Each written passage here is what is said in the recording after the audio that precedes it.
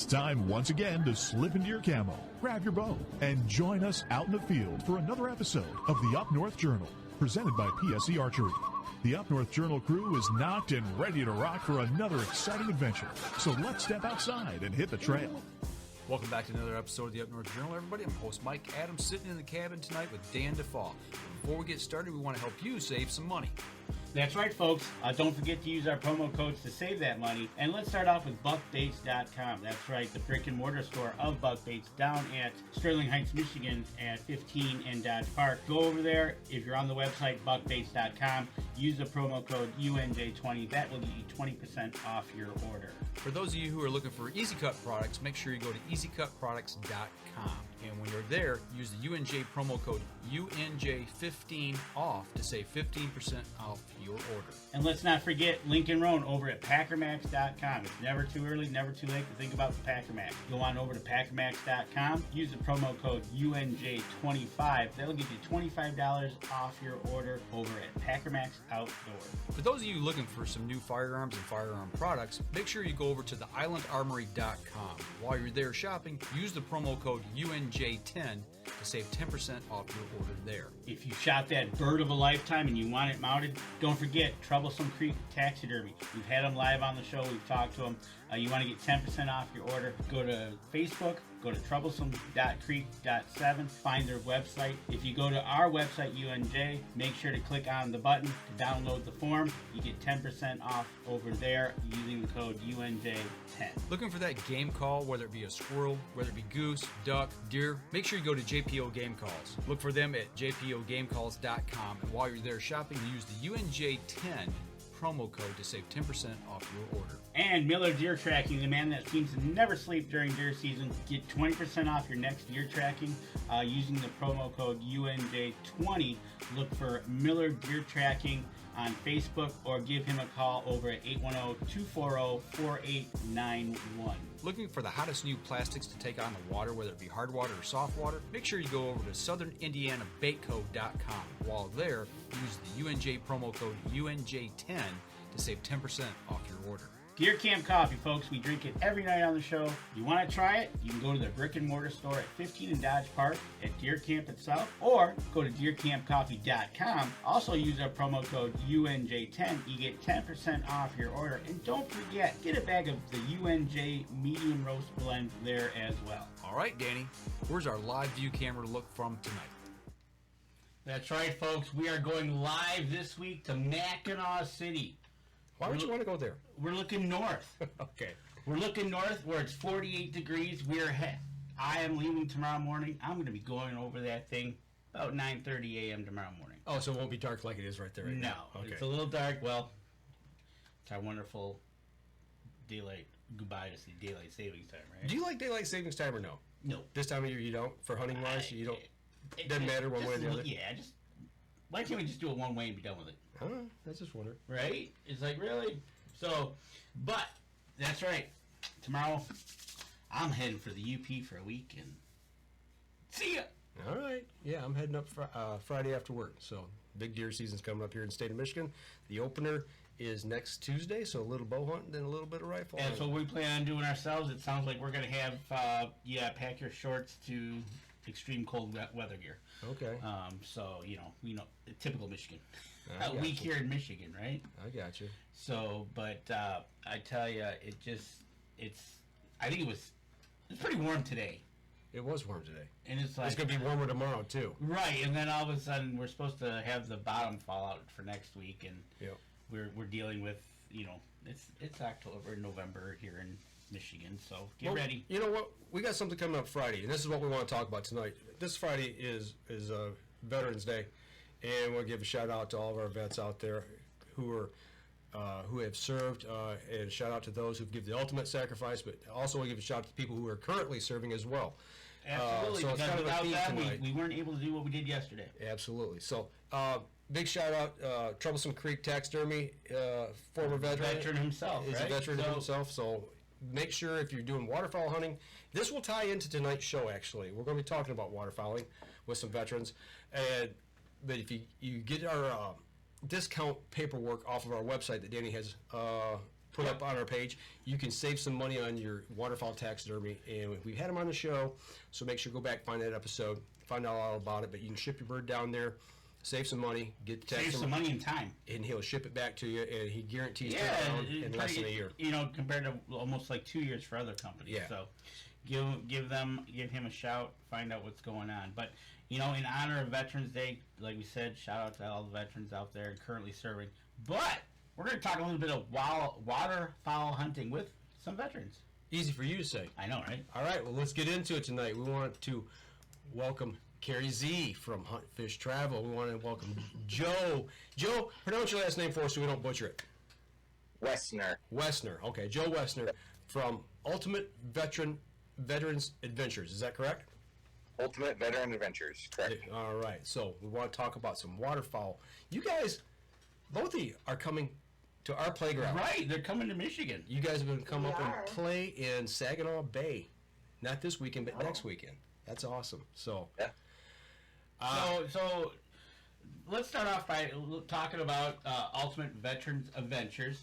How did that get started? It's only been around for a few years. You know, what's the logic behind it, and where are you trying to go with it?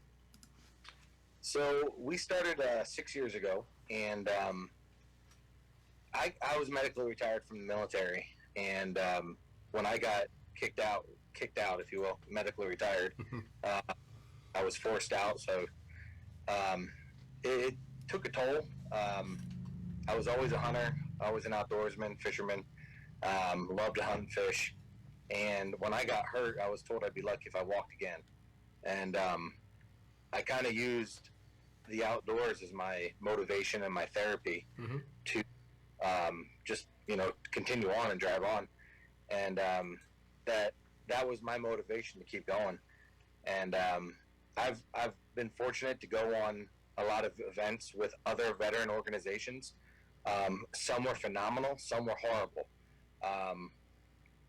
And I was thinking about it, and I just wanted to find a way for me to continue to serve and doing something I enjoyed, which was hunting and fishing. And I knew how much it helped me, it saved me, it literally saved my life.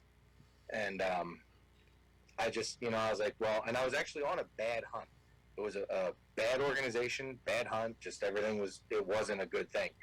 And excuse me, we were sitting in our cabin, and I said to a buddy of mine, I was like, you know what, we should start our own nonprofit and do what they're doing, and we'll take all the things that we've learned from good ones, and we're going to learn from all the really bad ones what to do, and we're going to try and make this a really good thing. And we just kind of ran with it. We had no idea what we're doing. I have no background in nonprofits. I have no background in fundraising and any of that. I'm an outdoors guy. I was an infantryman. Like, I hunt, fish, shoot guns. We just ran with it, and we've just steadily been growing every year. And I love it. It's a passion of mine.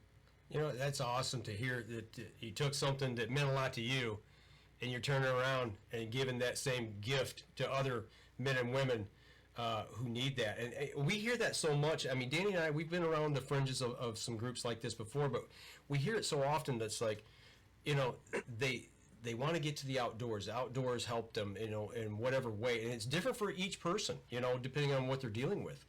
But going back, you said something there. You were on a bad hunt. You've experienced some bad ones. You've experienced some good ones. Without giving names and without really getting into too much detail, what separates the good from the bad? I mean, what you know more than we do. It's tough. I mean, just the way a lot of the planning involved. That's a big thing for a lot of the military vets.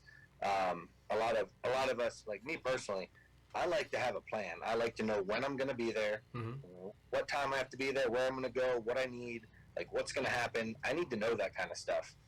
How to plan properly. And a lot of them don't do that. They're just like, hey, come here at this time, and we'll do something. We'll just out. And that's one of the things that you talked about, and I get it.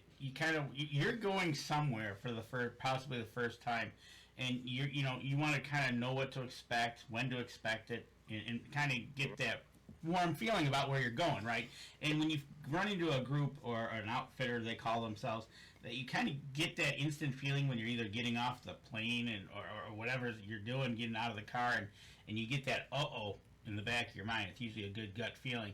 But I'm hearing more and more about these people out there, all they want to do is just take your money. We heard an instance this last week. I told you about not sharing any names or anything. We're still doing some digging on. It's one of those things, I get it. And what's really nice about your organization is you, being a veteran yourself, you know what you want to expect. So that kind of knows what your other fellow veterans will want to expect as well. So I can only see how you can grow on that and build off that and carry on this now into your 6th year, correct? Yes. Yep. We're on year 6. And one of the things also, what we do, we try to keep involved with the vets we've taken out. We don't just take you out once or twice and never talk to you again. We stay in touch with you. We've formed a private Facebook group off of our Facebook page to where all the vets we've taken out, we just bring the vets in. So it's only those veterans that we've taken out that can see it. And we talk, we have conversations. When a vet's having a bad day, they can reach out to us. Our phones are always on. We're always there. So we're not just a group of guys and girls that take you out hunting and fishing for a day or two and say, see ya, thanks for coming. We follow up with you. We've been there. We know things that you've been going through. Like, we can relate. And that, I think that's one of the things that sets a good organization apart from a bad organization. Well, knowing what your customer wants and needs, right? And it's going from there. And like you said, you like to travel. You're in a hotel room out west, right? Nowhere. There you go. And and you're coming back to Michigan for next weekend? Is that what it is? Yeah, we next weekend. Yeah, On the 18th. yeah, 17th to the 20th. Okay, so now you got to give us the lowdown on how you got Carrie Z into this, because we've had her on the show before. So now we're going to talk all about her. She's just going to sit in the background and giggle. Give us the good dirt. Right. We don't know the good stuff. Right. So how did you get a hold of Carrie, or how did that dynamic work? So I met Carrie on another veteran organization. This is one of the good ones, and I will say their name all day. House in the Woods.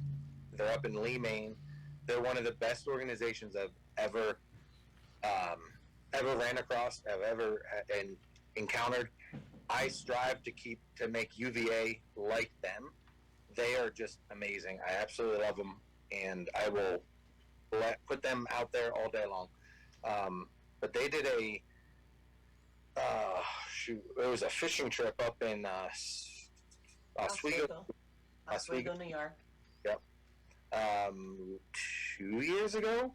2 years ago. Two summers ago. Yeah. So it's been a while now. Carrie came on it as a vet, and I came on it as a vet / rep, because House in the Woods allows our organization to send vets up to them in Maine for a bear hunt every year. And then we also send vets on their fishing trips. So we collaborate with other organizations too. That's awesome. That's another thing we do. So yeah, I was there with vets that we brought to House in the Woods in New York, and that's where we met. How was fishing that day, Carrie? I was just going to say, can I just interject? I had never been on a veterans event before, or veterans outing ever, because most of these hunting and fishing trips are for wounded warriors, or, like people who have injuries or whatever the case may be, not regular, but, just the average old veteran who just served their 4 years and then they're out. And I, honest to goodness, didn't even know these organizations were even out there. A gal on Facebook reached out to me, Angie Gady. She's their marketing director for House in the Woods, and was like, hey, you're a veteran. Are you interested in going fishing? And I was like, maybe. She's like, I live in Appleton. I'll pick you up on the way and we'll drive to Oswego, New York. And I was like, all right, cool. She's like, I'll pick you up at 2 a.m. I'm like, all right, let's go. So like, it was, for like a first-time veterans event, I couldn't have asked for a better event to be exposed to this kind of a thing. It was so great. They really had all the T's crossed, all the I's dotted. They do a really, really good job at fundraising and putting together people who are supporting the event itself. It was really an amazing time. Really an amazing time. I can't say enough good things about them. Well, you know, I just got to thinking a little bit, because you just said just a regular old veteran, you know? I mean, each one of you guys and gals are special in our eyes. You know, but I understand what you meant by that, because, you know, you say wounded warrior. As a veteran that has served his or her time and just retired out or opted out, whatever, what did that mean to you as a veteran being invited to something like that? I mean, what were you thinking? You know, as like you said, I don't want to use the term regular veteran, but you understand what I'm saying. What you mean. Yeah, because there's no like really. Well, okay, and so let's back up a little bit, because I'm not a combat veteran, so there's clubs out there that I'm not allowed to be a part of. You know, even though I am a fellow veteran, I'm not good enough. There's a lot of that stigmatism when you're just a girl who, unfortunately, her rate was closed before she could even strike her rate, so she literally only made E3, got out as undesignated, spent 4 years. It wasn't during wartime, so there are a lot of people over the years, and no joke, who made me feel like me serving wasn't as important as, say, a combat veteran, right? So going on this trip, whenever I would make any kind of disparaging remark about my service, they would look at me like I just grown a third head and was like, yeah, so what? You served. Right. You gave 4 years of your life. Absolutely. You know? So it was very eye-opening in that way, and in many ways that experience helped me to add value to my own perception of my time served. Great. It really was life-changing. And I told Angie that the whole way back. We talked really extensively about it as a female veteran, because there's not a lot of us out there. And it was truly a life-changing experience, and I'll be forever grateful. That's awesome. Well, the quote here from Mike Hucker is, if Carrie can kill ducks like she catches fish, then they are in trouble. Well, let's be clear. My first duck hunting, I was like, why am I missing? And they're like, what kind of a choke? I'm like, I have my turkey choke in my shotgun. They're like, why am I not killing anything? I'm sorry. That's funny. That is funny. That's not gonna lie. I was so confused. I'm like, don't you just use the same choke? He's like, right? Nobody noticed that extended tube coming out the barrel? Oh, for those long-range shots. Yeah. Right? Across the bay. I'm like, yeah, I got it. Oh, how did I miss that? Yeah. Oh, I needed that laugh tonight more than y'all know. I really did. Actually, you two do know a little bit about that. Danny really knows, because I had a rough day today.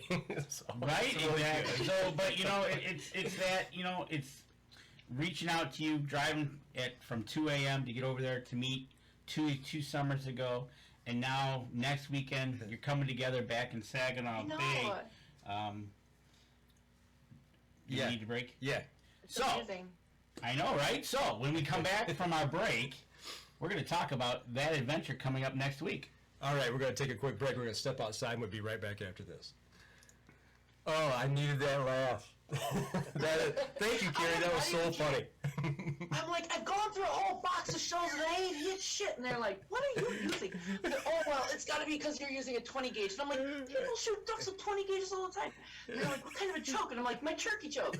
Literally, like, 4 heads swiveled and looked at me, and I'm like, everybody goes, what? And I'm like, what? Then you definitely needed to grow your third head on your. Oh my! It was so funny. That would have been a priceless moment to capture on video. It's like, man, this tungsten shot's expensive, man. This heavy shot, man, I'm wasting this stuff. Right? No doubt. I'm like, I don't know. I just assumed it would work. Oh, They're all man. birds, right? Yeah, Right, for sure. That is funny. That is Too funny. priceless. Boy, are you in for a treat next week, obviously. Oh man, I know. I can't wait. layout boat at that. It's all by I yourself. know. Are you going to be all by Oh my yourself in a gosh. layout boat? Oh yeah. Oh my god. Don't rock. I Oh, Lord. feel like I should go buy a new gun. Oh man. We'll be watching you from the tender boat right behind you, and we'll be Oh laughing my at god. Oh my gosh. Right? They'll be like, man, that you. girl We'll can't be hit there telling you what that to do, barn. That's funny. We'll be telling you what to do with a bullhorn. right? Now, are those boats, are they metal or are they fiberglass? I think the one we have, well, we have two. One is fiberglass, I think, and no, maybe they're both aluminum. Might both be. Okay, I put some video together for a guy here locally. Him and his son went. I think they were over. Some weeks? They went across Lake St. Clair over into Canada. Oh, okay. Down in that area, they were hunting birds over there. They were in layout boats, and they were. It was a little wavy, and all you could hear in the video was just the waves hitting the boat, slapping on the side of the aluminum boat. It's so peaceful, though. Oh my goodness. It's mesmerizing. Yeah, I love it. Well, so the computer decides to do its thing tonight. Of course. So, well, we're rocking along here. I will capture audio off of the live stream later, so we'll have it. You know, just time us out. Yep. All right. So I'll tell you what. We'll just go on with the next segment here. All right. Stand by. 3, 2, and 1. I tell you what, folks, we're back for our second, and I gotta say it. Mike's had a bad day, but if you watch the live and you're listening to the podcast, you missed what you didn't even see in the break. So you got to go to our live Facebook from the podcast, or catch us on YouTube and see what we talked about and laughed about in the break. Yep. Absolutely. So, where were we? I don't know. We were talking about so hard. I forgot where we were at. next weekend. First segment we talked about how they met, got Carrie involved. Now they're coming next weekend to Saginaw Bay. What are you going to be shooting there, Joe? We're going after Old Squaw. Old Squaw layout What the boats. heck are those? On layout boats on the Saginaw Bay. Yep. Carrie wants to know what those are. I don't even know what those are. Long-tailed ducks. I mean, they're ducks with a long tail. And Joe, what type of choke tube should she bring to shoot said duck? I'm What would assuming that- modified. What kind of choke tube should she have in her gun to shoot the said squaw ducks? Well, you could probably shoot modified, I guess. You can shoot improved. I mean, turkey loads. You've shot turkey chokes. I mean, you whatever floats your boat. Whatever floats your boat. That's good. We'll adjust as needed. How's Okay. that? Okay. Bring all your I'll tell you what. So we're gonna throw a picture up of a long-tailed duck, Yes. old squaw duck. It's got a nice long tail. You should be able to. kind of Well, so- I guess you could miss it. you could. You know, right? You know, depending on what choke you have, it might be a little tough. But you're going to be going after these next week. The weather could be The weather could be anything. So It could change in the middle of the day. I know, right? So when you go out, be prepared. Obviously, it's November, so it could be 50 or minus 30. But Yeah. you're going to go out and lay out boats. And how many days are you going to be doing this? We're going to be hunting 2 full days and 1 morning, possibly on the 3rd. It's up to the girls if they want to hunt the 3rd morning or not. But we have the 18th and 19th of November, full day or until limits are reached, whichever comes first. What is the limit? I was 6. just gonna ask that. 6 a person. Okay. 6 a person, okay. And you're going to have how many ladies on this adventure? We have 4 female veterans. So we're taking 4 female vets out for 3 days, 2.5, whatever you want to call it. All they have to do is get there and buy their license, and we got lodging covered, meals, we got everything covered. We're the guides, so it's going to be a good time. We're excited.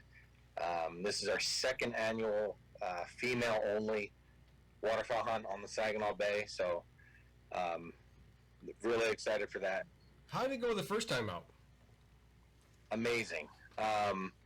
Not a lot of ducks, but we didn't see a lot of ducks. Well, okay. All right. We saw a lot of ducks. The girls got a lot of shooting. But so we took 4 out. 3 of them never duck hunted before, and 2 of those 3 never hunted, period. That's awesome. So it was definitely an interesting trip. They were amazing. They were absolutely amazing. 2 of them are actually coming back this year because we were having trouble filling the slots. Really? So 2 of them contacted us and said, hey, we'll come back if you need us. And absolutely. So they're coming back. One of them is driving from Colorado up to the Saginaw Bay. Wow. Crazy. I'll be there. That's insane. Wow. Yep. I mean, that's cool. Cool. Crazy. She had never duck hunted before, so this was last year was her first time. And when she went home, she was texting us within the day after she got home. What gun should I buy? I'm going to buy this gun. I'm going to get this. I'm going to get these. That. She is all in.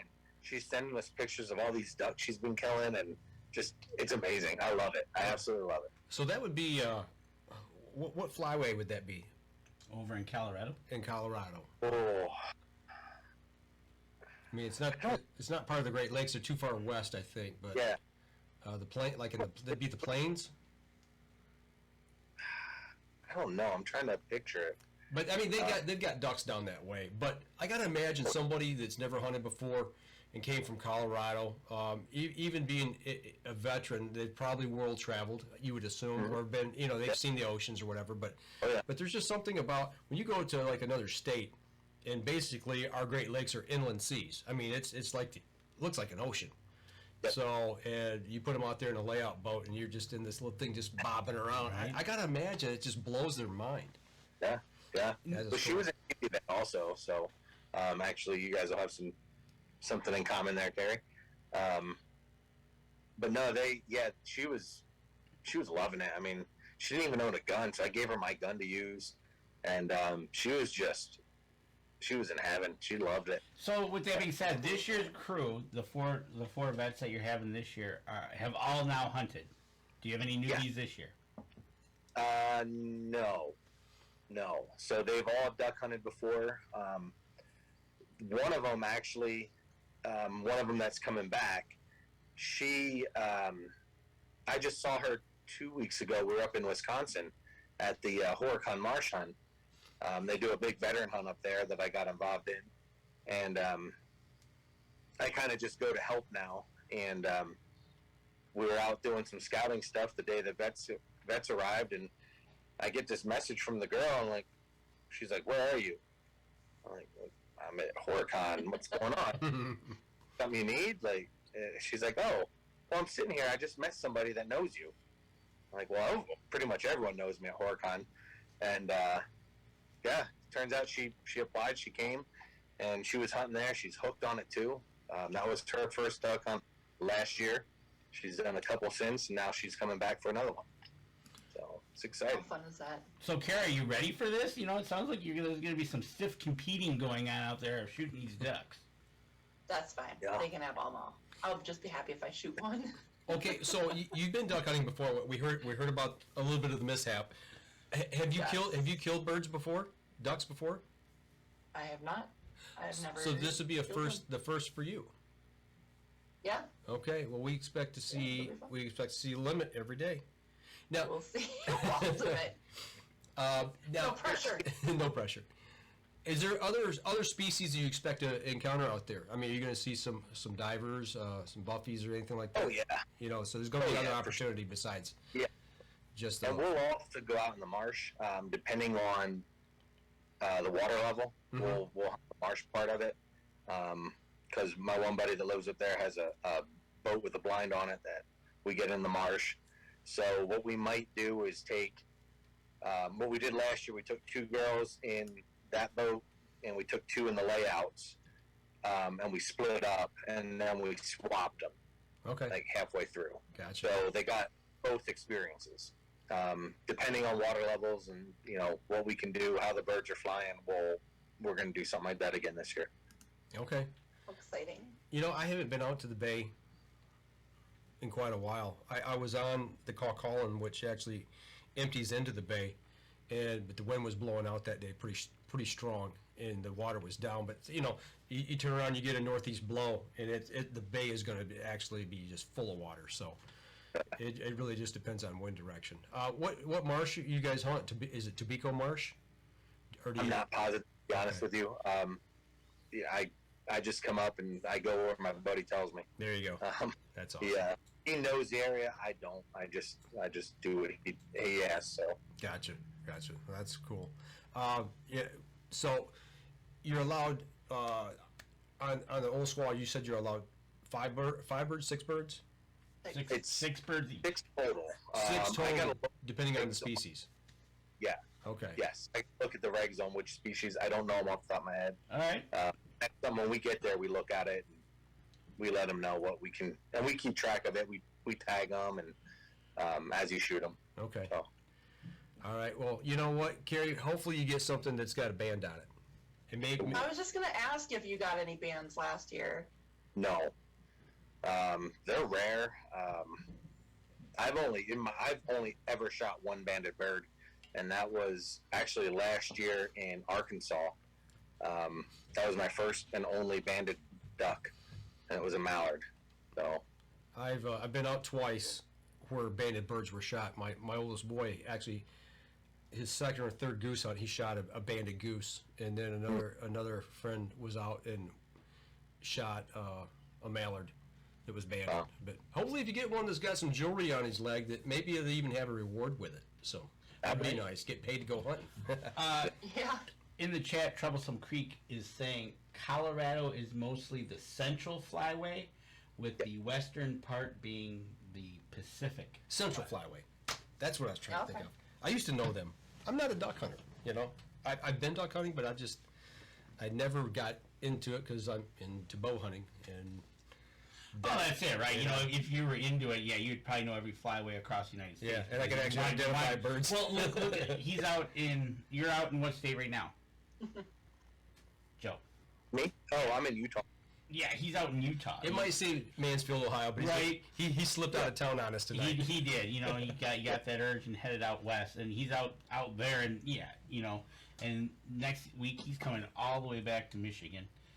It's just going to be. I can't wait to hopefully we're able to get out there and meet him and plan on hooking up for a after meal and. Yeah, absolutely. fun. So now, do you know? Are you staying in Saginaw? Are you staying in Bay City? Or what town are you staying in? It's Bay City. Okay. I don't have the paper in front. Everything I have is in my desk in my office at home. So I have. That's nothing. okay. That's okay. I don't know that we need to share. No, Thank you. Saginaw Bay is really big. It's huge. So here's you just brought up a great point that you brought up. You've got everything outlined on your desk at home, ready to go for your next hunt, right? Exactly what we talked about earlier about Being prepared. knowing when, where. You're gonna look at the regs. Each hunter that's gonna go with you next week is gonna know exactly what's happening in around about what time way, right? Yep. And that's things you've learned. Yeah, so this trip, I'm personally not running this trip. Andrew's going to be running it. He's our board member in Michigan. So he'll be reaching out probably Monday. Or if not sooner, I'm going to probably text him here tonight and just be like, hey, I don't know. He might have already texted you and let you know where you're staying, Gary. I don't know if he did or not. Not yet. He didn't email you? All right. I'll get on him. When you guys find out, let us know. Like I said, we'll make a drive Yeah. up and have dinner with y'all one evening That'd be when it's convenient that'd be for fun you. Yeah. because not to get off topic, but are you guys going to ATA this year? Because I'm skipping this year. We're still working on it. Are you? Yep. So So we'll see you guys just in case we don't. right. So we're looking at the website right now. Anybody wants to know more information about this, about the veterans, the Ultimate Veteran Adventures, go to ultimateveteransadventures.org, and you can check up on them. They've got a website there. You can apply. You can see their events coming up. You can see some of their sponsors if you want to reach out to them. You can do all that on their website. One of the things. Okay, go ahead. Our website's not really up to date right now. We're that's the one thing we're not good at. That's one of many things we're not good at. But we've been talking about doing it for like 2 years. I know. We've been talking about it. So yeah, our website we don't really post anything on because I don't know what I'm doing. Facebook. Everything's on Facebook. If you go to our Facebook page, Ultimate Veteran Adventures, we have an events tab up there. You can click on that, and you'll see everything that we have coming up, everything we've done in the past.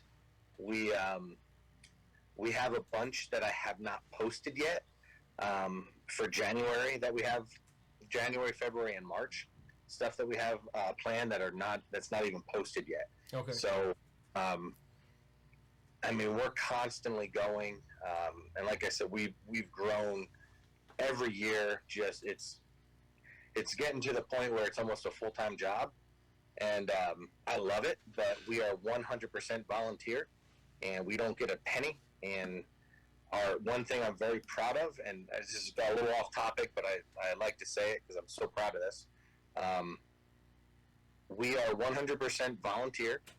Not a single penny comes to us, comes to any of the people that work and run it. And 100%, you can see our 990 tax return. More than willing to share it. 100% of what we bring in goes back out to the veterans we take out. That is awesome.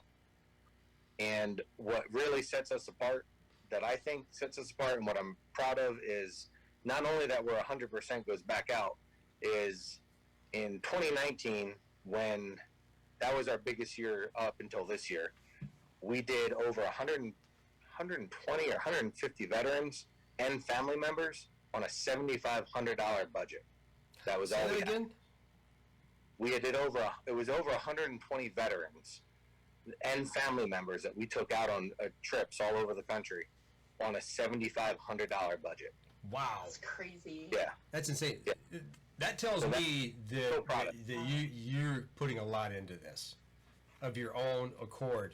Time, Yes. money, effort, your volunteers. That's awesome. Right, exactly. And crazy. that just goes to show you what they're doing. And as you were talking, we were showing the Facebook page. People can go over there, give it a like, go check it out. If you're a veteran, definitely do some contacting if you'd like to go out on a hunt. Yeah. And check them out. I'll tell you what, I got a couple questions, but I want to, let's take our next break, take our second break. We come back, I want to take a little different turn with this just a little bit here. So we're going to step outside. We'll be right back after this. All right. Actually, we got most of that in, Danny. That thing finally saved off here. So, Oh, really? Yeah, it's playing nice now. Alrighty. Yeah, it's getting warm in here. Yep.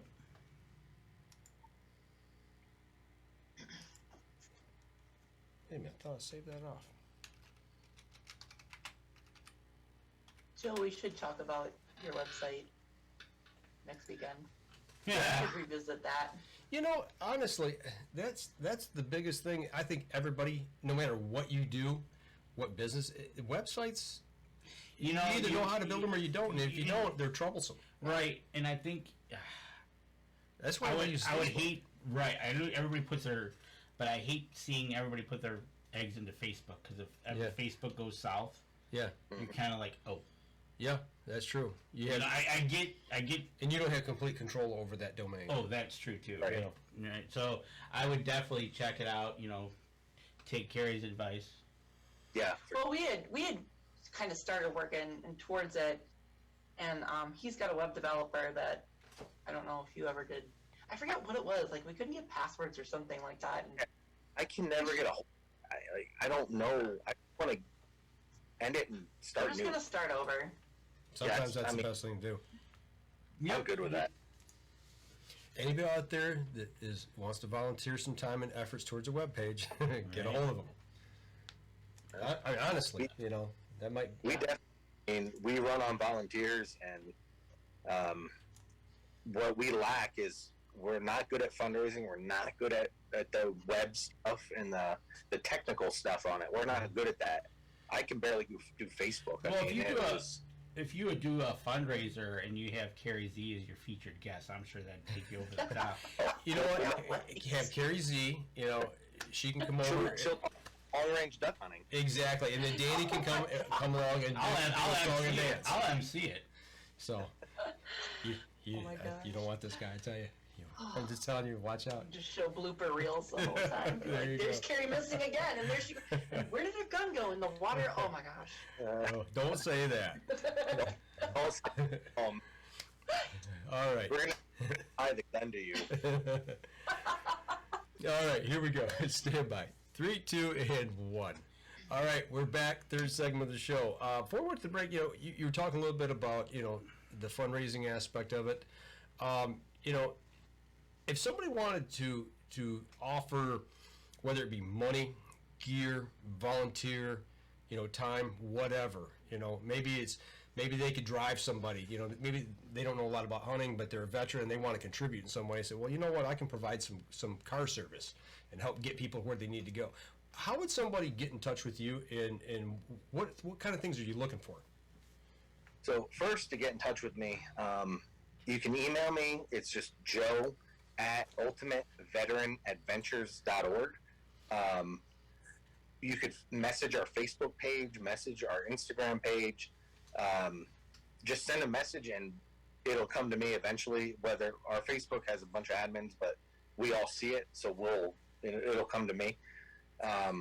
Just message us, and you get us, and we will answer. We will respond within minutes usually.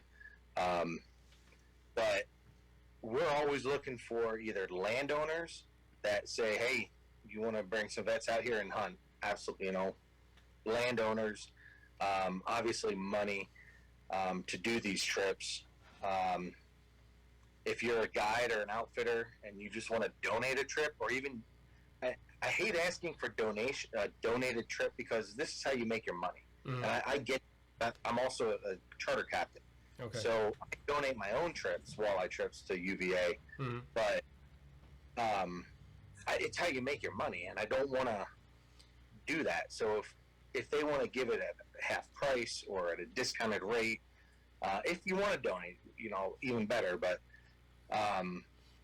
landowners, charter captains, outfitters, guides, cash, money, things that we can raffle off, Okay. checks. If you have a gun that you want to get raffled off, if you have gear, that brand new stuff that you just say, hey, I'm not going to use this, or I want to get it and donate it.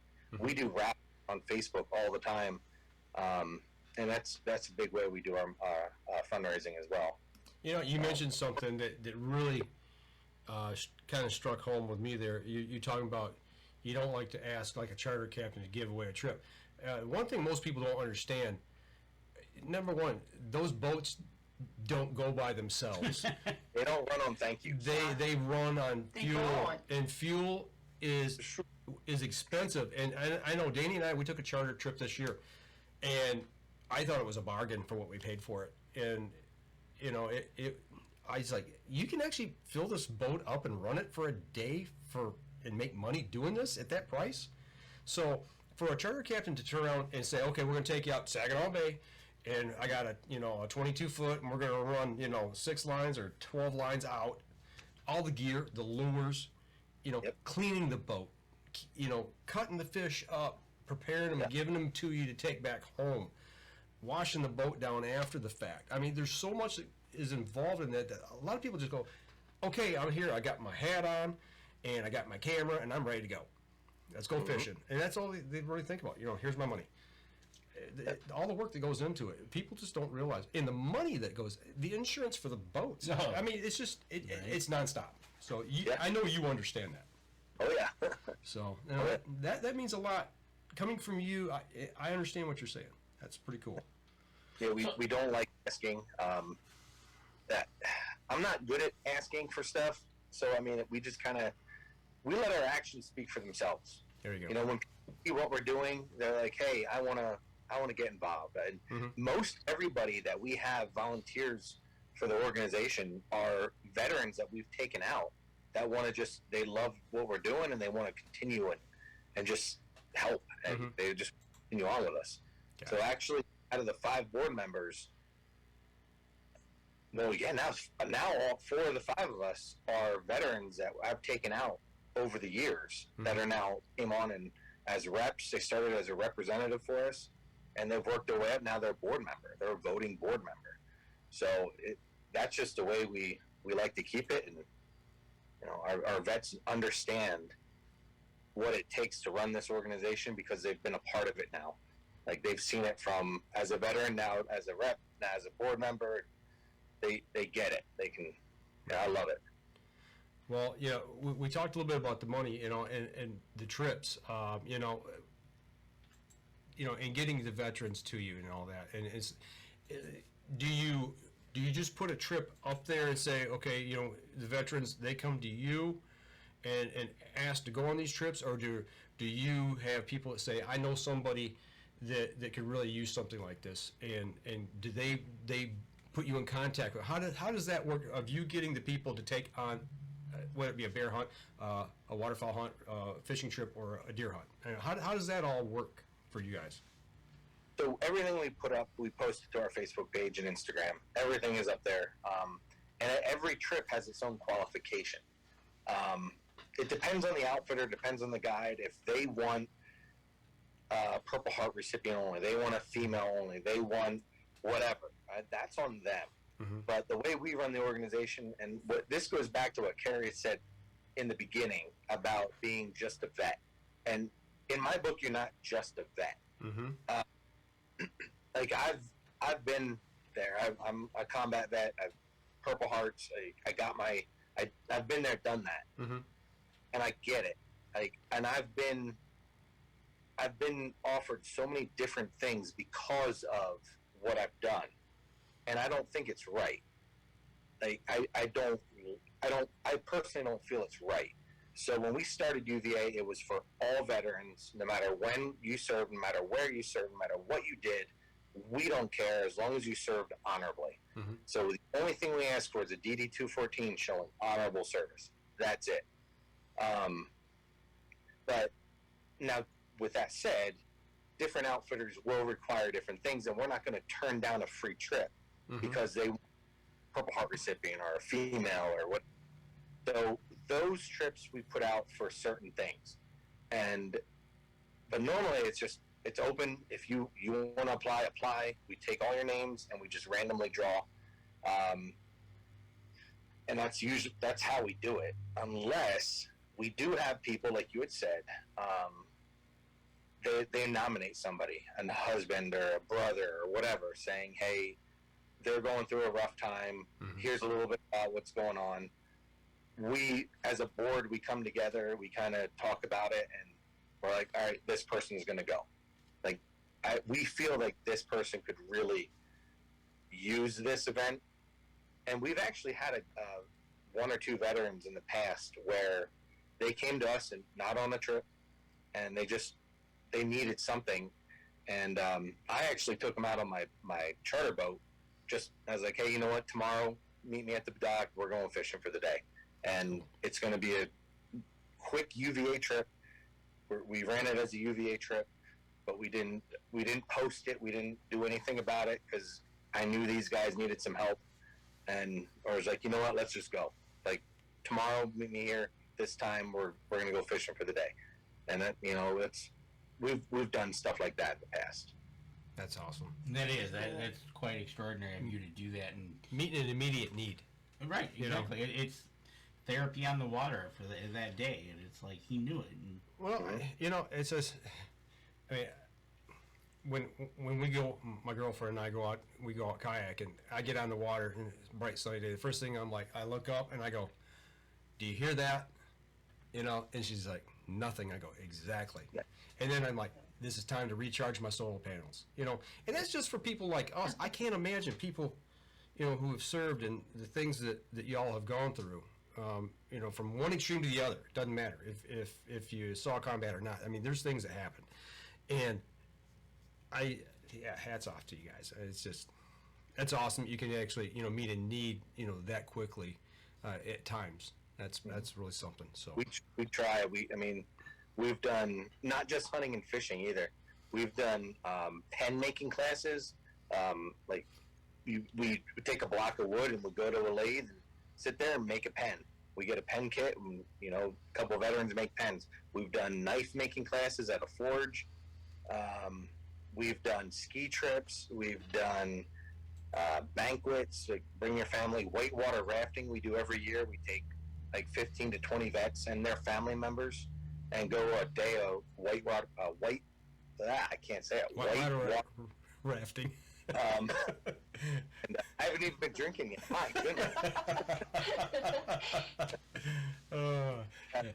And I mean, it's just a great day on the water, and the kids are out there enjoying it. And the thing we want to get more families involved because the vet goes out and has an amazing time, gets recharged, gets their mind right, and then they come home.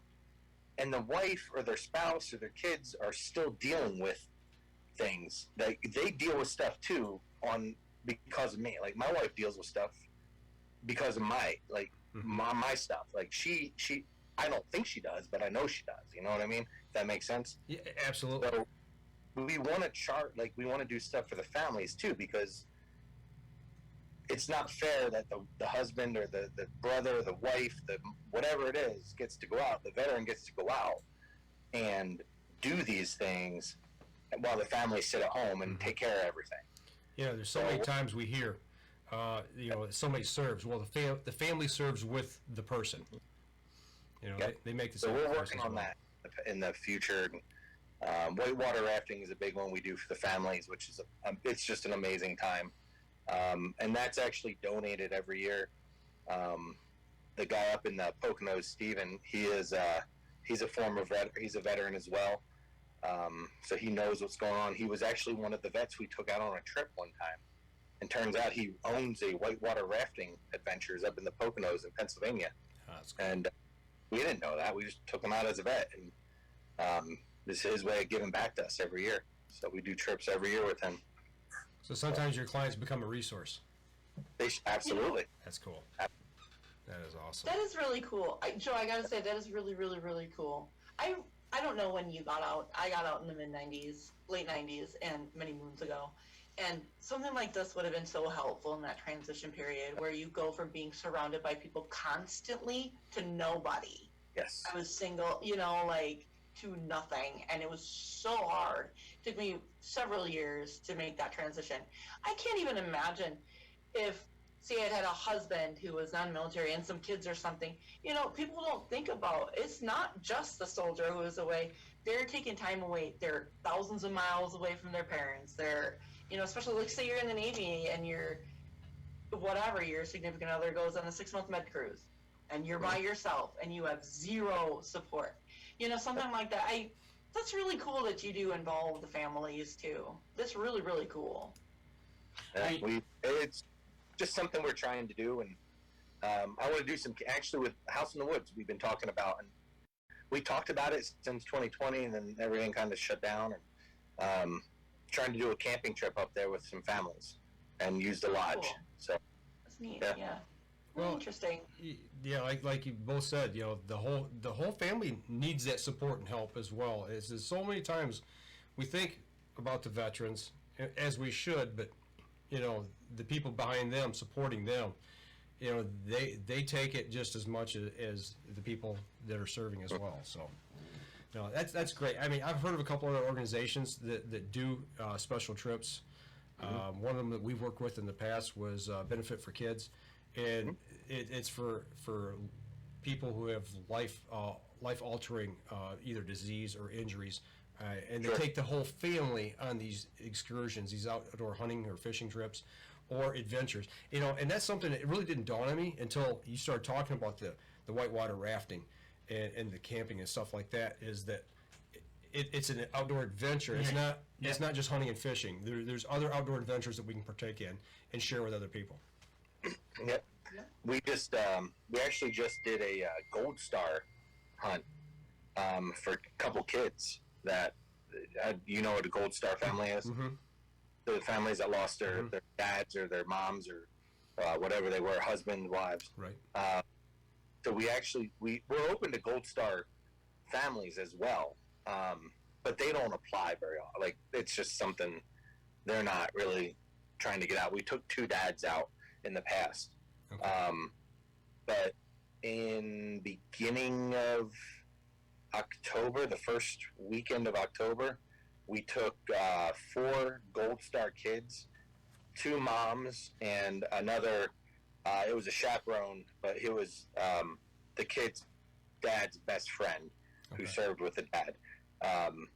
We took them on a dove hunt down in Texas for a weekend, and they did dove hunt, and then they did a helicopter pig hunt. Oh, yeah, that would be Wow, that's so cool. So, man, I'm not gonna lie, I was super jealous. Right? Super jealous. Not gonna lie. Right, for sure. But Pretty cool. And a shout out to you both from Neil Roney. Hi, Carrie. Hi, Mark. There's a name from the past. I saw that name pop in. Yes. It's Mike's fault that I even know Anil, That's right. Yeah. founder of Bowcast. That's right. Oh my gosh, how cool is that? Quick story. When we first started podcasting, I got an email from Carrie, and she wanted to know about bow hunting, and I said, no. I said, we bow hunt. We know a lot about it, but if you really want to know about it, you got to go check out Bowcast. And, Right. and I sent her That's that all away. she wrote. That's all she wrote, and here we are. Right? And here we are. Neil, good to hear from you, buddy. Man, it's good to see your name in there. So. So next week you're gonna be in Michigan. After that, Yes. where do you think what's your adventure after that? oh man, now you're gonna make me think here. So this is my busy time of year. So from the beginning of October till now, I mean, I was home 2 weekends, I think. So we come home from here Monday. Wednesday, I go up to Michigan. Come home Sunday from Michigan. Then Thursday or Friday. Some of these aren't UVA hunts. Some of them are personal things that I'm doing hunting wise, but with buddies on our own. So come home from Michigan, then. Looks like you're heading down to Virginia Cast and Blast. Yep. So that's Friday. Friday after Thanksgiving, we go down to Virginia. We have a cast and blast down there for a weekend. Come back from that. Then I have a deer hunt with a bunch of vets. It's not a UVA deer hunt. It's just we're trying to make it into a UVA hunt eventually, but it's a bunch of vets that we get together and we hunt a prison property out in Pennsylvania. And we did a UVA hunt there a couple years ago with this. We got tags and we worked with the game commission and got tags for all the vets. But we kind of passed it on to someone else to do it. But we go out there the first weekend in December, then home for a little bit. We got a crane hunt down in Texas the next week. We got 2 trips in January. The first week of January is going to be crazy. We only posted 1 trip so far, the Tennessee, the Camden Bottoms hunt. But we have Reelfoot Lake we're going to be hunting in Tennessee. We have 2 trips to the Ohio River in the West Virginia side of the Ohio River. I haven't posted any of those yet, but they're all going to be in the same time frame. Well, one that catches my attention, and the only reason is because it says Wisconsin. This has got to be right up Carrie's alley. I think she's probably Sturgeon Spirit. Yep. Hey guys, I don't mean to cut you off here, but I just got a post from our supporter, Troublesome Creek Taxidermy. from a fellow veteran, I'd like to donate a mount for each hunter next weekend, Joe. So he's gonna donate a mount to each one of the hunters. Wow. So That's so nice. Help Thank them. you. help So him out. much. Now I actually have to kill one. Yes. You see, he's like, no problem. I'm gonna save a bunch of money with this girl. Thank you so much. That's amazing. That's great. Thank That's you. from one vet to another. So help him pick out the bird and help him get it prepared and Yes. That's really cool. get it frozen. What we'll do is we'll send you his contact info. his contact because he'll probably want to have you prepare the bird in such a way. Yep, absolutely. Okay, and then, but are you going to be at the Lake Winnebago Sturgeon Spearing event? I am. Yes. Are you going to be Carrie? Well, I'll be doing my own, so Oh, so okay, because You know she's going to be there. Yeah. we know. All Duh. you got to do is follow her on Facebook, and you know what happens at Lake Winnebago. I know. February 1st, everybody's like, oh gosh, here come the sturgeon posts from Carrie. It's all polka, all day, and sturgeon spearing. And Bloody Mary. Yay. Joe, Definitely. I just stay away from that end of the lake from them. I've just Right? I've heard stories. Never been there, but I've heard stories. So I know. I tell you what, let's take a quick break. Our last break. When we come back, I've got one last question relating to these hunts that I want to dive into. So we'll step outside. We'll be right back after this. All right, folks. Last segment of the show. Thank you very much to Troublesome Creek Taxidermy.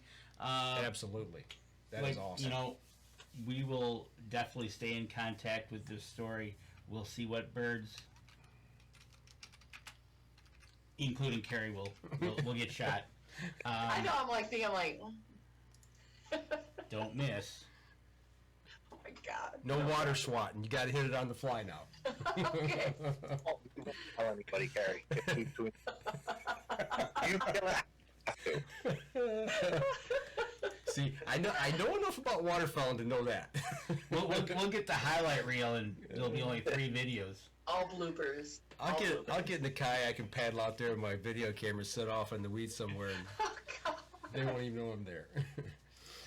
All right, here we go. Stand by. 3, 2, and 1. Oh. Once again, folks, we're back. But if you haven't watched the live feed on Facebook on our live show, or catch the show on YouTube, you got to see what we laugh about and talk about in the Oh my gosh. Commercials are break. good stuff, man. Right? Commercial breaks. But we are into the last segment of the show, and Mike, you had a question. Yeah. So you brought up a point there. You're talking about the vets and a certain hunt, and you had some cooperation with the DNR, specifically about tags with veterans.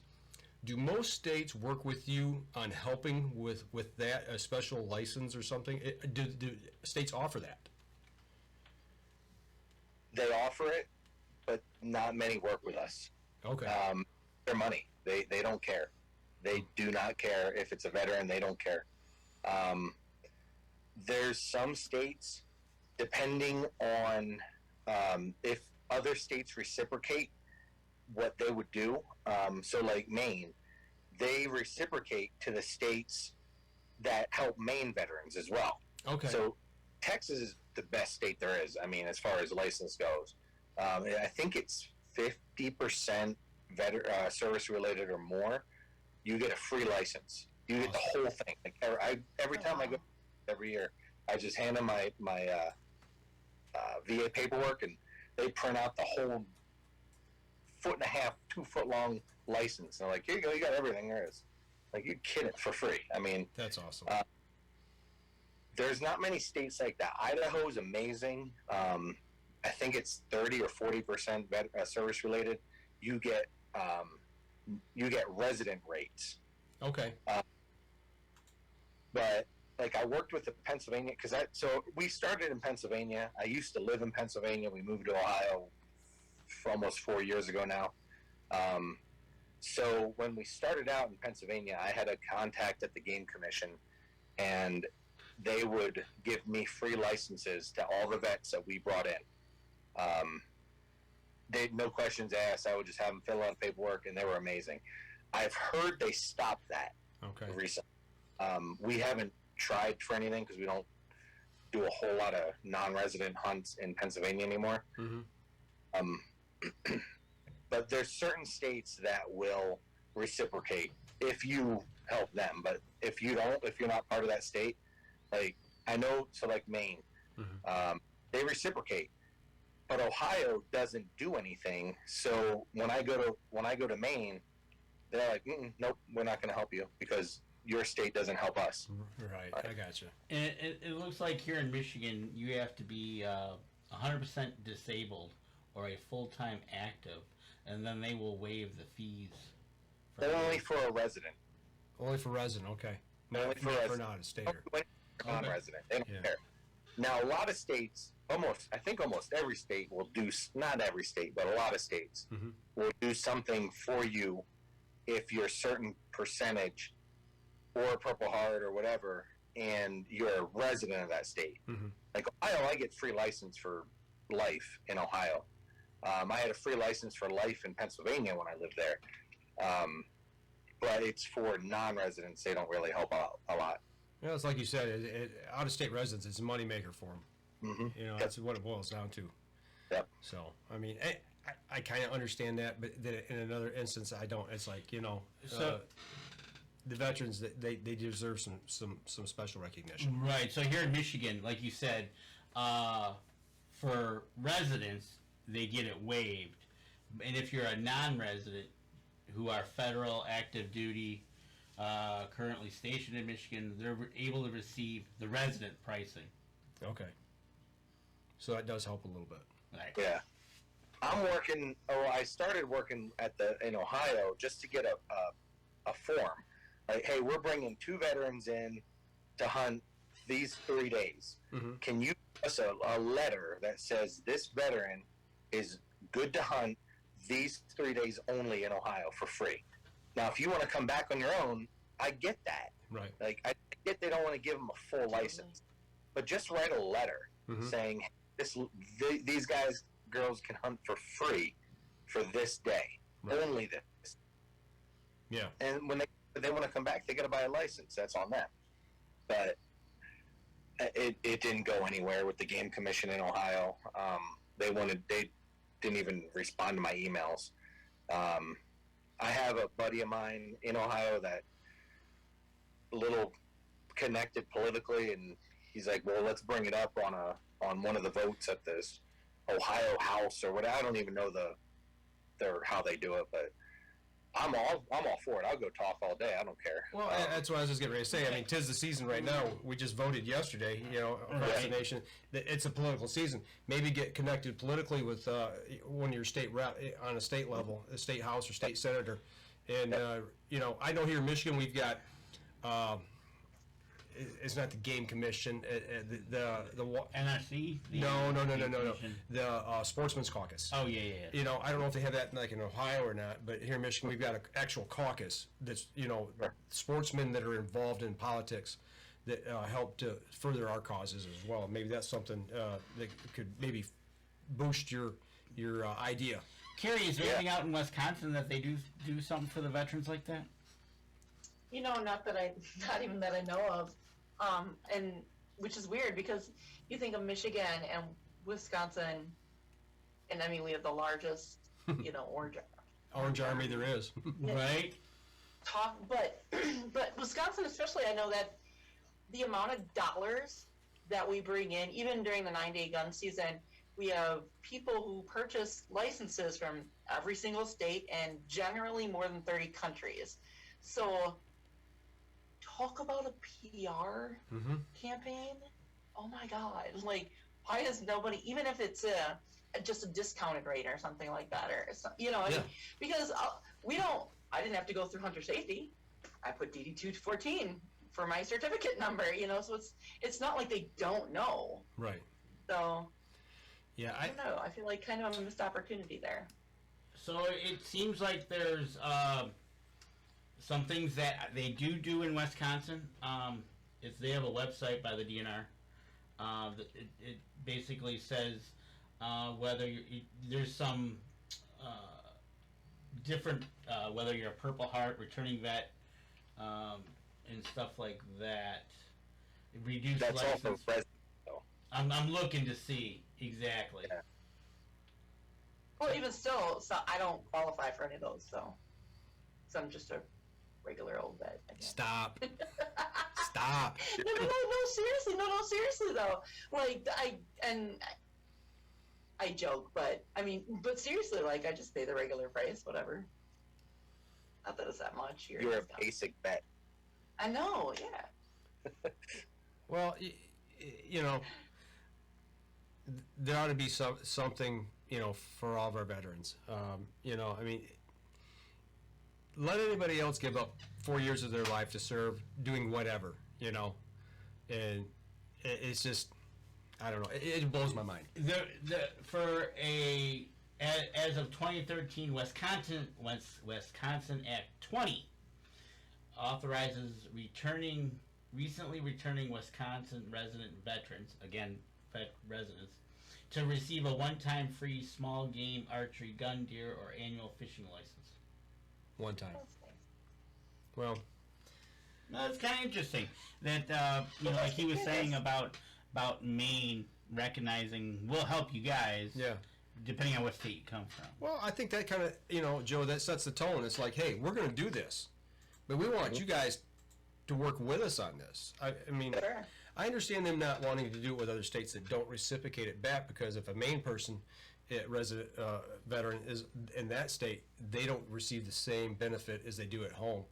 But I do. I think that almost invites other states to say, hey, look what they're doing, you know, and they'll work with us if we do it. You almost wish it would become a blanket item for all states. Federally. Yeah, maybe. I would love to push something somewhere and work on. I would absolutely love to. I think that would be an amazing thing to get Why done. not? What would be wrong in a federal act that says, hey, all veterans, here you go. Thank you. Hunting and fishing thank you. license. If you're going to hunt and Yeah. fish, here you go. Yep. Enjoy. I think a lot of that's going to be just awareness, because I didn't even know that was a thing. Mm-hmm. I mean, You might be right. I have all 10 fingers in the outdoor industry and hunting license and et cetera, and I did not know that was a thing. So I'm sure the people who could make that happen, they might not even know that's even an option. And again, not that it should be the deciding factor, but it's a good PR move. Oh, You know, can you well, imagine that? But you know, you know, Yeah. like Carrie, like what you're just saying though, you know, as connected is you know, with your show and our show is to the outdoor industry.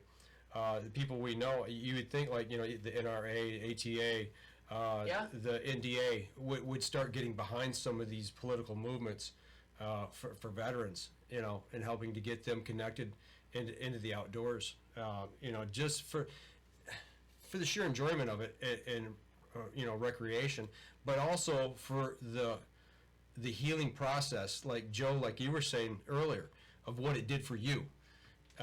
You know, we all know that the mental health in our country right now it's critical, you know, in so many ways, but especially for our veterans, and to get them plugged into something in the outdoors helps so many, whether it be hunting, fishing, camping, hiking, whitewater rafting, whatever.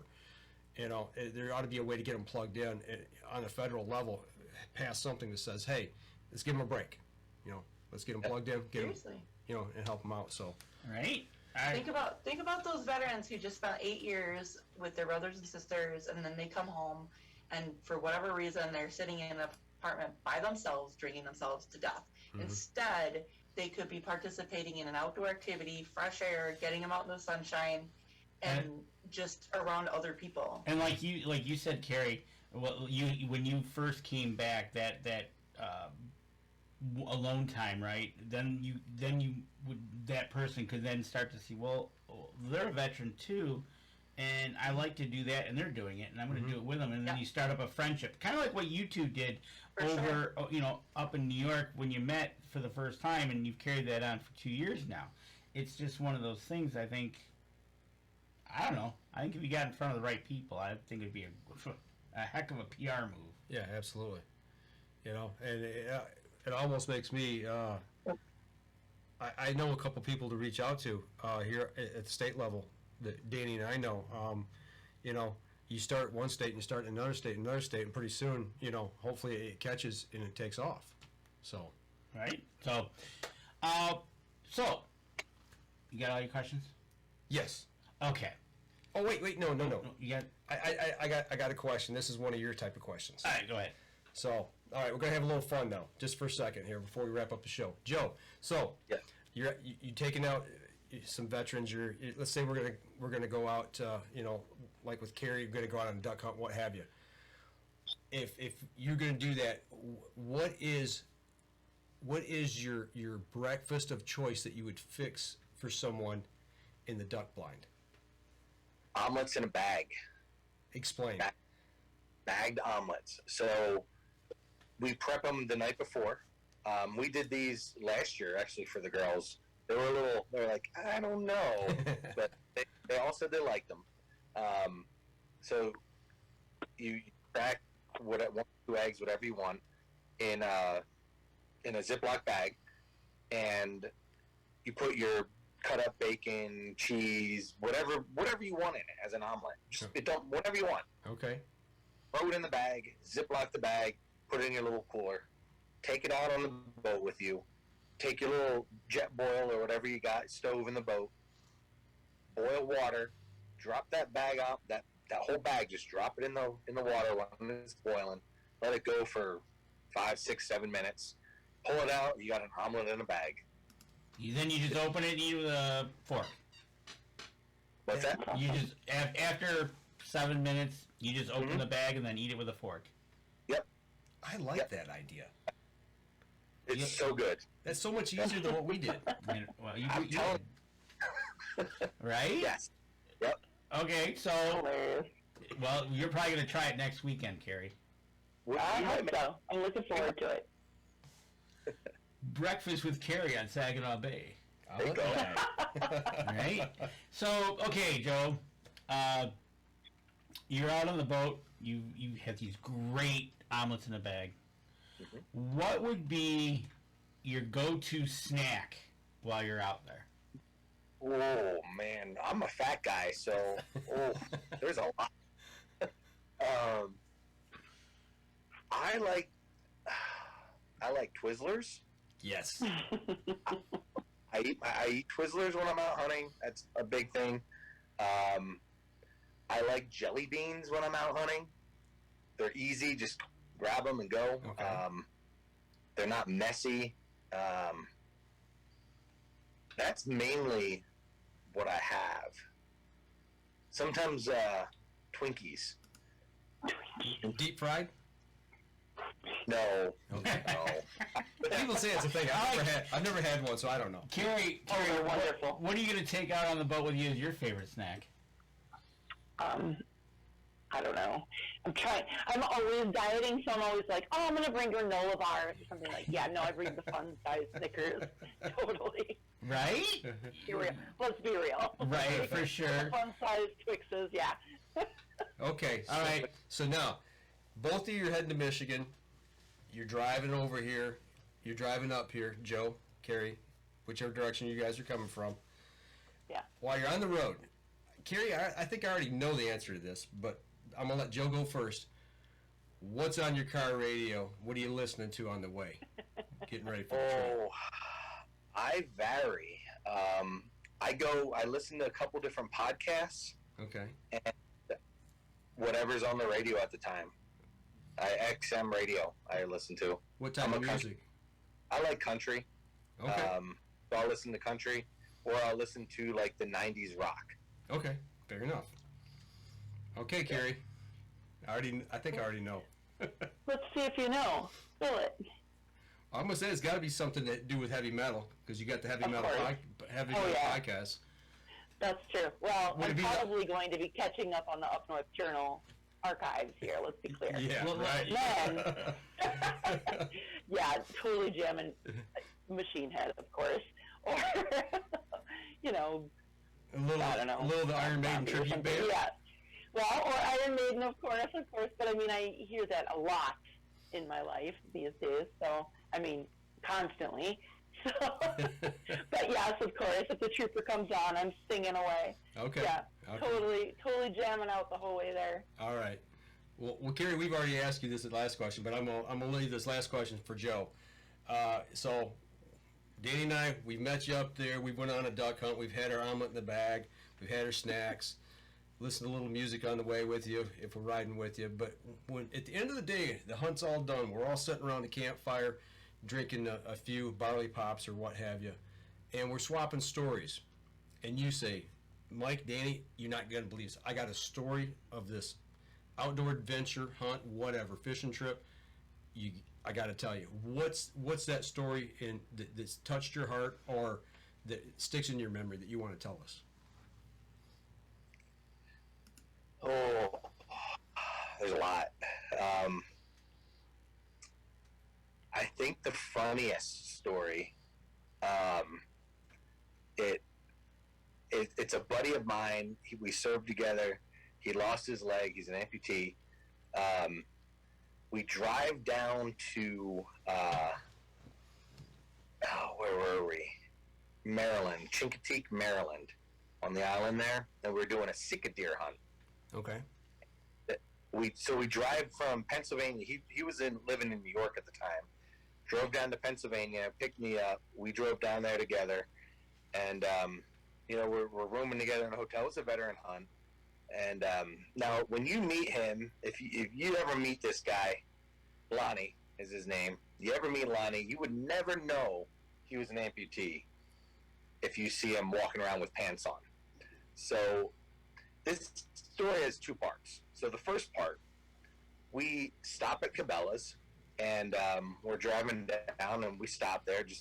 We stop at Cabela's. It don't matter which one it is. You pass Cabela's, you pull in. And we parked in the handicap spot, and guy in a Camaro comes rolling up and stops. Younger guy, swearing at us up and down, yelling that we're not handicapped, blah, blah, blah. You don't park here. And he's going off. And he's at my side of the truck. Well, Lonnie walks around the truck, yanks his leg off, and slams it on the guy's hood. He goes, is this handicapping for you? For some reason, I could see that one coming a mile away.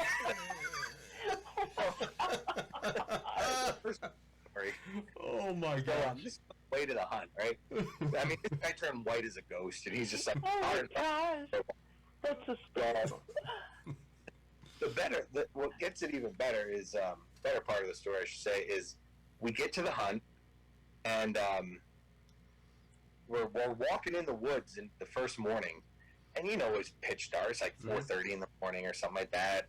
We're walking in, being real quiet, and all of a sudden you hear the snap. And Lonnie and I look at each other, and we're by ourselves. They gave us a map on where we're going to our stands. We're like, all right. And we hear the snap. I look at Lonnie, he looks at me, and he's like, sorry. I'm like, all right, no big deal. We stepped on a branch, snapped the branch.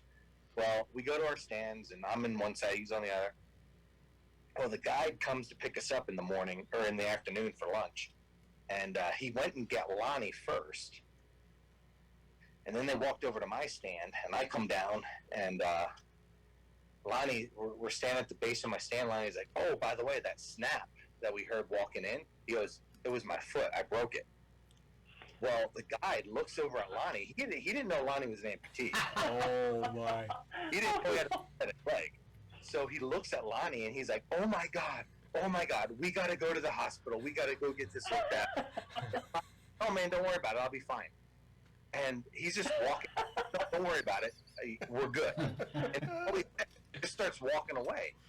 Well, the guide's like, oh, my God, I don't know what we're going to do. And we're walking down this path, and Lonnie's right in front of us. And the guide and I are right like 2 or 3 steps behind him. And Lonnie's walking, and he takes a step, and his boot and foot just falls off. Just boom, gone. And his pant leg dangling. The guide, he had no idea it was a pathetic leg. And the guide lost it. He's like, oh my God. He starts crying. Like, oh, your foot. And he's like losing his mind. And he's like, oh, good, it's fake. Oh my gosh. That poor guy. So Lonnie back to the truck, like a mile-long walk, and he hops on one foot the whole way back to the truck. And he's like, "Don't worry, man. I got a spare leg in the room." So he takes my truck, because we had my truck, and I give him the keys, and he drives back to the room, gets his spare foot. Well, on his foot, he has a leg that's only for when he wears shorts, and he wears sandals. So he has the sandal glued to the foot, the fake foot. So he's like, well, this is the only one I have. He shows up wearing all his full camo, boot on one foot and a sandal on the other, and everyone's looking at him because they didn't know he was an amputee, you know? And they're looking at him like, what the hell's wrong with this guy? Well, when they got a closer look, they found out it was his foot. Oh, my. So there's my funny. There you go. That's awesome. awesome. That definitely takes the cake of. I would love to have seen the guy in the Camaro's face, though. For real. That'd Yeah. be great. Serves him right, though. Right. So. Wow. Good stuff tonight. I haven't laughed this much during the show in a long, long time. Thank you, Carrie. Thank you, Joe. That's good stuff. Always a good time. I guess that's it. Well, yeah, we better let him go. Yeah, we better let them go. Just so everybody's out there, once again, if you want to look up Ultimate Veterans Adventures, go to their Facebook page. It's their best bet to go check them out. Go over there, give their page a once over, look over. If not, go to. Oop, that's not the right one. Go to the veterans. Actually, you know what? I'm going to give them a shout out because you said the House in the Woods. Yeah. Yeah, Yep. that's another veterans outfit out there. Go check them out as well because that's how Carrie and Joe met, through them, and they are a good organization that Joe works with his organization. So we'll kind of connect the two there, and hopefully go check them out and move on. All right. Well, thank you both for taking an hour plus of your time out of middle of the week for us tonight. Sit down and talk with us. Hats off to both of you for what y'all are doing for our vets and what you've done for our country. Nobody can say thank you enough to all of our veterans out there for what they've sacrificed.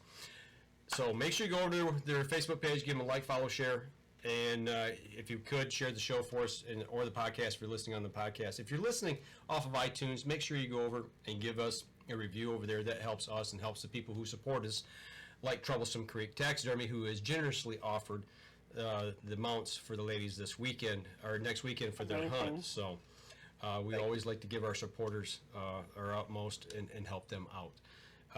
Anything else, Danny? Nope, we're all set. Next week we're not going to be on. Next week we are going to be hunting. Hopefully we'll be carving up deer. That's the plan. Yeah. So if y'all both would just hang on just for a second until we get off the show here and we'll chat afterwards. But for everybody out there, we'll be back in 2 weeks. We got anybody lined up just yet? No, it'll be the day before Thanksgiving, so we'll probably just cover our hunts and take care of Check in with everybody? Yeah. Sounds good. All right, for those of you whose week opens up this coming weekend, or middle of the week here in Michigan, for firearm deer season, make sure that you guys are safe. Wear your orange. Make sure you got your tags with you. Look where you're shooting, and always, keep that finger off the trigger until you're ready to shoot. We want to see everybody come back safe and sound and fill those freezers. Yep. So that'll do it for us this week, folks. Y'all take care. We'll see y'all again in 2 weeks. Take care.